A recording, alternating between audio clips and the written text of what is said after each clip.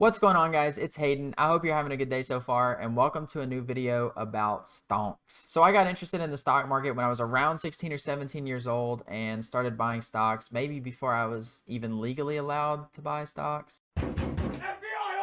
But there were two main things about it that intrigued me. The first is that I thought the concept of buying a stock and then being a part owner of a company was just a really cool concept. I remember buying a share of Coca-Cola and then seeing my friend drinking a Coke like the next day. And I was like, I own part of that company, right? And I thought it was so cool. And then the other reason is I just thought the stock market was a way to get rich quickly. I thought I was just going to put all my money in there. It was just going to turn into $1 million overnight, and then I was just going to be happy. Obviously, I understand now that that's not the way the stock market works, but I do still love it. So let's start by just defining what the stock market is. The stock market is a secondary market where shares of companies are bought and sold between investors. And I think a lot of people confuse sometimes the primary market with the stock market. And the primary market is where companies actually sell their shares in order to raise capital for the first time. And the stock market is where everything gets sold after that. So everything that's for sale on the stock market, it's at least the second time that it's being sold. If you don't know what a stock represents ownership in a company, and it usually comes with voting rights and a claim on that company's assets or earnings. One of the things that makes the stock market so interesting and so fun to follow is that the prices are all based on supply and demand. So I'm going to put a chart up on the screen right now and quickly explain this. So as you can see, on the y-axis we have price, on the x-axis we have quantity, and then we have two curves. The curve going from bottom left to top right is supply, and the curve going from top left to bottom right is demand. So when demand increases, it actually is going to shift the demand curve to the right, meaning that the new equilibrium point, or the point where the two lines cross each other, is going to be at a higher quantity and also a higher price. And then the opposite happens when demand decreases and the line moves to the left. It's going to result in a lower equilibrium quantity and a lower equilibrium price. So people usually just say the term stock market to mean the entire market or all of the companies in the market, but there are actually specific exchanges such as the NYSE, which is New York Stock Exchange, and the NASDAQ, and I forget what the NASDAQ stands for. You can look that up if you want. And these exchanges do have different companies listed on them. Now we are going to define the term index. So an index represents and tracks a group of stocks all at once. And so the movement of the index is the net of the movements of the individual stocks within it. And the reason that these are used is because it's a lot easier to look at the index to determine the performance of a group of stocks, as opposed to looking at all the stocks individually and then trying to take the average of them. Two of the biggest indexes that you've probably heard of are the DJIA, which is Dow Jones Industrial Average, which is 30 of the largest corporations in the country. And then the other is the S&P 500, which is Standard & Poor's 500, which works in a similar way, but it's 500 of the largest companies instead of 30. So it's actually a lot more valid indicator because it covers a wider variety. So if you watch my compound interest video, it's very clear that I like stocks and I like investing in stocks. And so why should you invest in stocks? Well, over long periods of time, the stock market returns are proven to be superior to every other asset class. And three of these asset classes that you can compare it to are real estate, commodities, and bonds. And the proof is that the S&P 500, the index that I mentioned a minute ago, has grown an average of 10.5% each year since it was established in the 1920s. Keep in mind, this is just the average, and nothing is guaranteed, and the stock market is volatile. So that 10.5% number doesn't necessarily predict any specific year or any specific period of time. It's just the long-term average of all of the bad years and all of the good years. And if you own a stock, the way that you get that return on it is one of two ways. It's either capital gains, meaning that the price of the stock is higher now than it was when you bought it, or it's dividends, which is a cash flow that the company is paying out to its shareholders. So you may ask, if the average return of the 500 largest companies is 10.5% per year, then how do so many people lose money in the stock market? And that is a great question. There are two main ways that people lose money in the stock market. Number one is they invest in high-risk securities, which are essentially stocks that have a low chance to actually make money. But if they do make money, then they're going to make a really high return. So it's basically people going for the home run ball. But the problem with this is that most of these stocks are a swing and a miss. And if you don't ever find that one stock that blows up, then you will have lost a lot of money. And then the second reason people lose money in the stock market is because they make emotional decisions. And the biggest example of people making emotional decisions is by selling stuff when the market is crashing and going down, and then them not buying anything until the market starts going up again.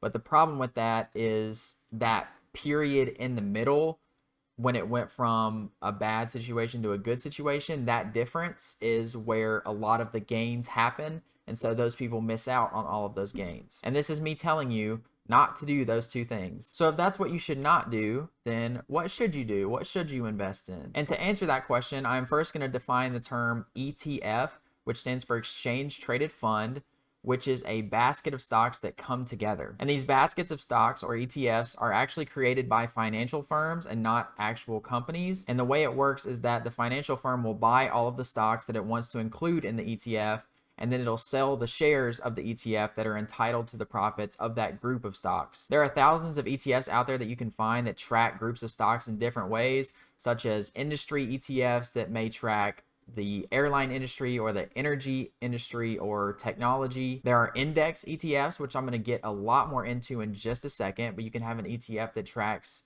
for example, the DJIA or the S&P 500. And there are also company size ETFs that are just designated by the total market cap of the companies. So I'm telling you about ETFs because they have certain benefits to them. And the number one benefit of an ETF is that they trade on the stock market like any other individual stock. So you can buy them and sell them whenever you want, as opposed to a mutual fund, which is a similar concept to an ETF, but you have to get them through a financial firm, and they usually have higher initial investments, and the whole process is just a lot more complicated. So why should you buy ETFs over just buying individual stocks? Well, like I said, an ETF is a basket of stocks, and when you buy an individual stock, you're assuming more risk, because you're basically putting all your eggs in one basket or in a few baskets, and you're exposed to the issues that that company or those few companies may face that could be completely out of your control, and then you could end up losing money. Another benefit is just that even if you wanted to buy all of the individual stocks, it would cost you way more money to buy one share of each stock when you could get an ETF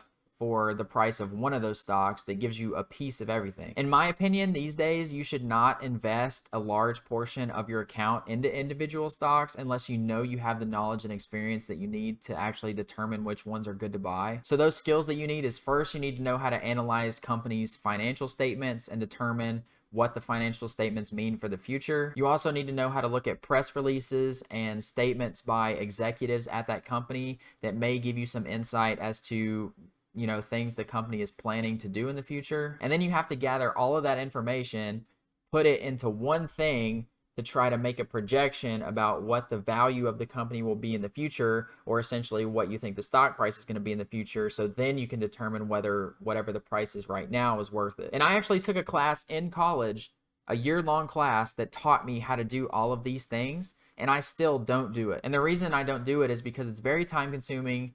No matter how much research you do, sometimes there are things that can happen that are completely unforeseeable that can make or break a company. And it's also just stressful, in my opinion, having to do all that. If you are able to do that successfully and pick good companies most of the time, you can definitely make a return that's higher than the average of the market or higher than the average of the S&P, for example.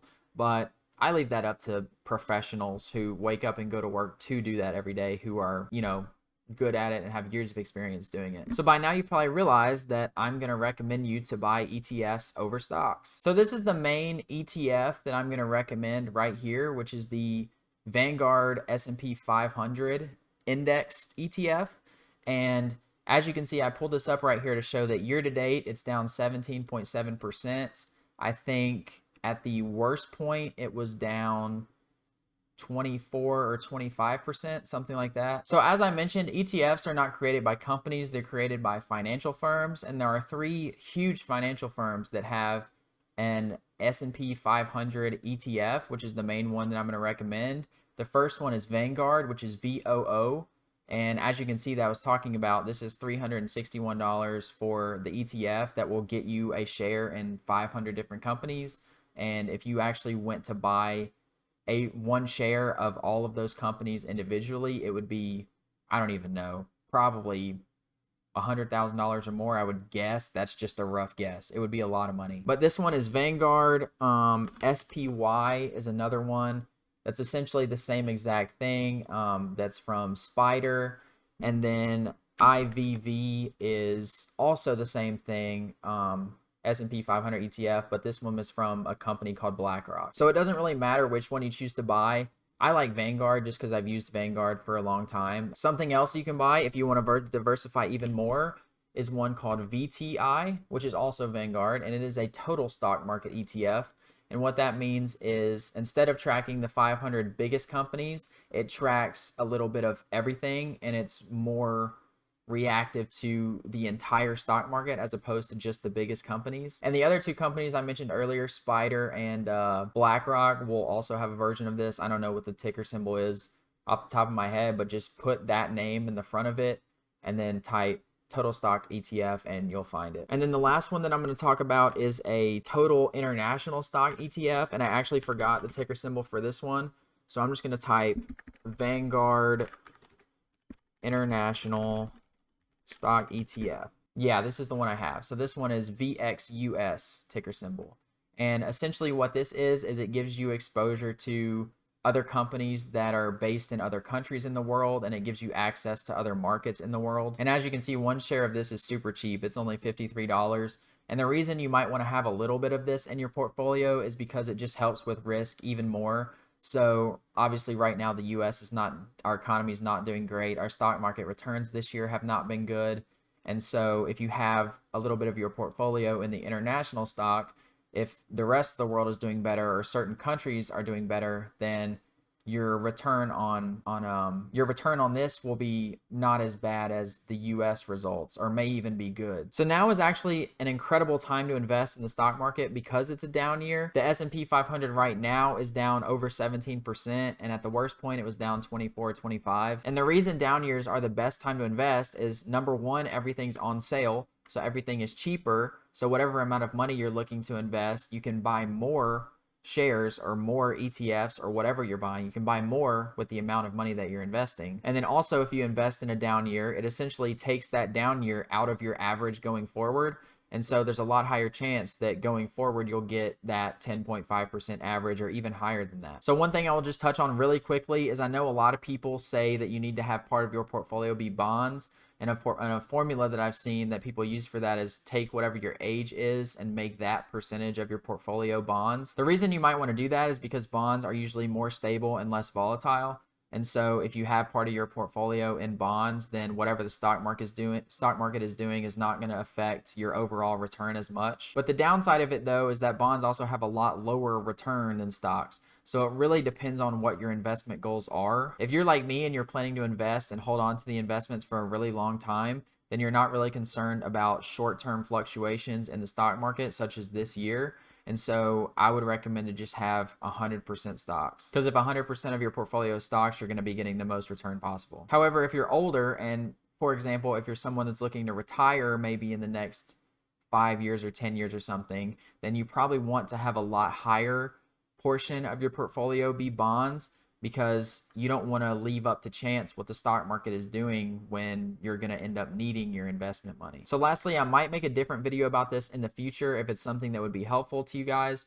But I use TD Ameritrade right now to invest in the stock market, and I'm happy with it. They have really good customer service. But if you don't want to use that, you could also look into Charles Schwab or Fidelity. And that's all I have for this video. So like I said at the beginning, I love the stock market. I follow it all the time. And I definitely want to make more videos about the stock market in the future. So if you have anything specific about it that I didn't talk about in this video, or you want to know more about, leave me a comment down below. And besides that, don't forget to like and subscribe, turn on post notifications so you don't miss a video, and I will see you guys in the next one. Peace out.